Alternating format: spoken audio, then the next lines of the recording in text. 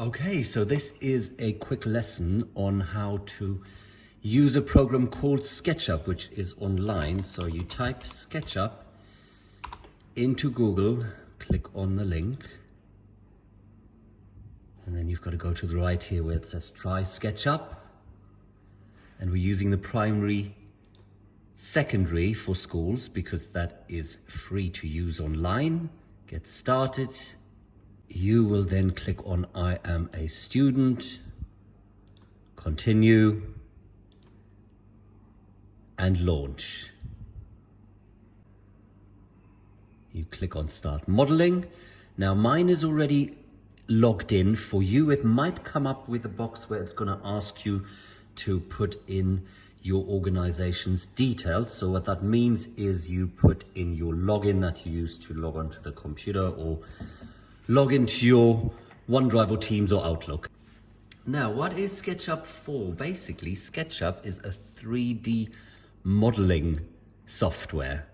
So you've got this person here that you can click on and then press delete on the keyboard because you don't really need him.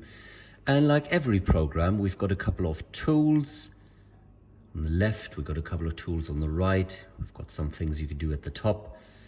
And I'm just going to take you through a couple of basics. So this is our select tool, and you will see if you hover over a tool, it tells you what it does. Eraser, paint, line, arc, rectangle, push-pull, and we're just going to focus on those for now. So let me go onto the rectangle tool. Now, if I click on a tool, very often different options come up. So I might just go on a regular rectangle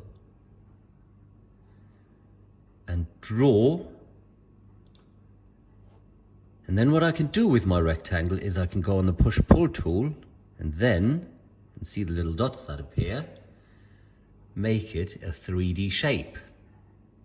Like with the other programs we've used, Select will help you select things. However, if you want to select the whole thing, you need to draw a big box around it. You can see now all the lines are blue, because if you just click on it, it's only going to select what you click on. For example, this side of your shape, or if you go really, really close and click on the line, it might just select that line. You can use your mouse and scroll with that little button you have to zoom in and zoom out. And equally, let me just show you which one I mean, this one here in the middle. Equally, you can press and hold that button in, and that gives you something called orbit, which means you can look at your shape from different angles. That is also here, the orbit tool. Now, what we are going to use the SketchUp software for today is designing some letters. Now, I'm going to get rid of this by selecting it. Another way of selecting a whole object is if you triple click on it.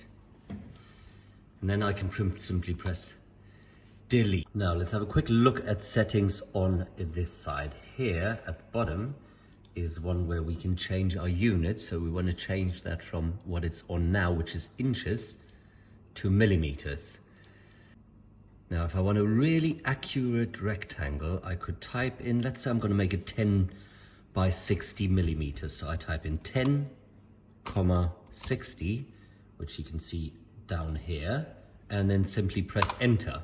And now you might think nothing has happened, but that is simply because your rectangle is so small and it's zoomed out so far that you can't see it. So if I use my middle button to scroll, there we go, there's my rectangle. Now, how are we going to turn this into a letter? What we're going to do to turn it into a letter is we're going to go on our push-pull tool,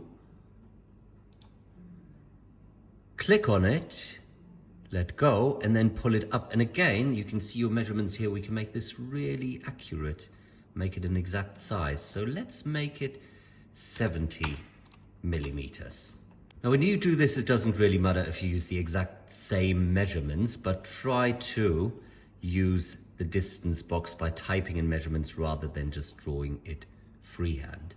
We can also, if what you're designing has ended up in a bit of an awkward spot on your screen, you go down here to the orbit tool and you go onto that hand tool. It's called pan.